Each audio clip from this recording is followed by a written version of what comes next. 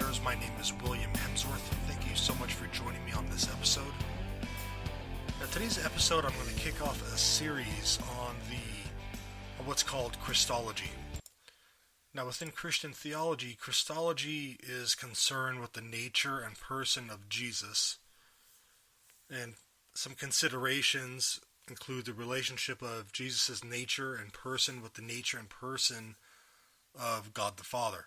So over the next several weeks, these are some things that we're going to look at.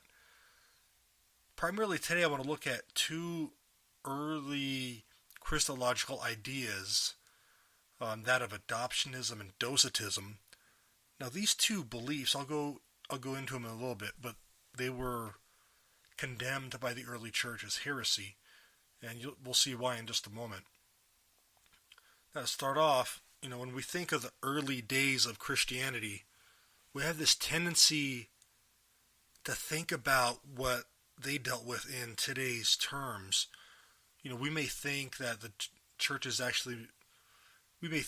the people actually met in these big cathedrals and churches, but the first churches in the early church were actually in homes.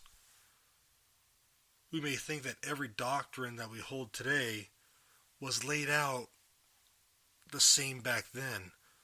Unfortunately, this line of thinking, it couldn't be further from the truth. You see, the early church dealt with many issues, and one of those issues was over what we're going to talk about in this series, over Christology. Now, when it comes to Christology, the early church specifically had to deal with adoptionism and docetism. These are two Christologies that were heretical in nature, but they were attractive to people because they answered some lingering questions that had not yet been answered.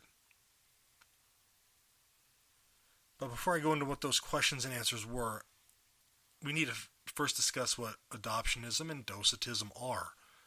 So adoptionism is the belief that Jesus was adopted as the Son of God either after his baptism, resurrection, or ascension.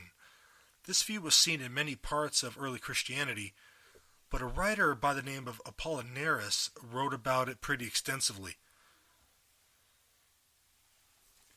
In this view, the divine Logos, which is Jesus, became human in the sense that he became embodied and shared the structural constitution of the man, the human being who was Jesus.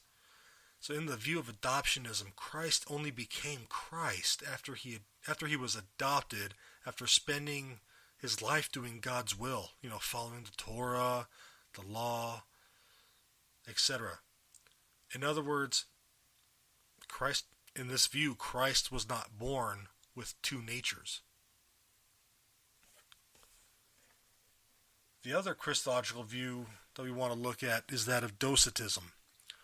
Docetism was an early form of Gnosticism which taught that all matter was evil. The flesh was evil. The sexual union between husband and wife was evil, etc. Since all matter was evil, it stands to reason that Christ could not be crucified. They saw no need for the Son to make himself involved in physical matters. Now, many church fathers, such as St. Irenaeus and Tertullian, fought against the growth of this sect. The sect hated the flesh and taught that the divine spirit left the person of Christ before he died on the cross. They failed to realize that man was made in God's image, and even with all its faults, the flesh is an object of God's love and grace. These two theories that we discussed became popular, and really they thrived. They were huge for a time because they answered two questions.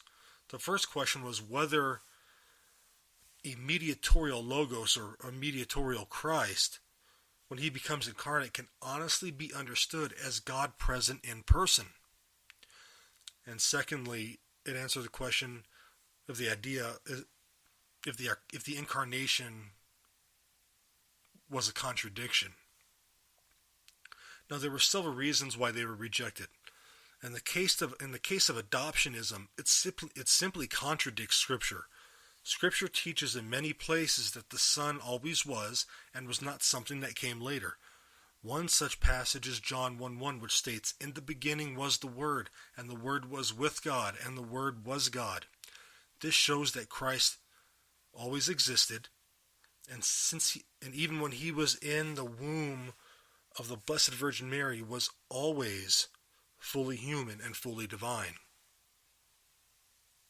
And for his sacrifice on the cross to be redemptive, it had to be a sinless offering. This couldn't have happened if it was a man who was adopted at 30 years of age. In the case of Docetism, Scripture also states that Christ willingly put on flesh. We see this plainly in Hebrews 2:14, which says, quote, "Since therefore the children share flesh and blood, he himself likewise shared the same things, so that through death he might destroy the one who has the power of death, that is, the devil." This shows again that if Christ was not also flesh, then the cross meant nothing, and the gospel is nullified. Well, guys, I hope you enjoyed today's episode of Theology Still Matters. I know it was pretty short. I'm going to try to keep them a little shorter. Just hit on things. So today we covered Adoptionism and Docetism. We will continue on next week with another area of Christology. I hope this has been beneficial to you in some way. Check out my website, Theology Still Matters. Check out my books on Amazon.com. My name, again, is William Hemsworth. I thank you so much for joining me on this episode. God bless you guys.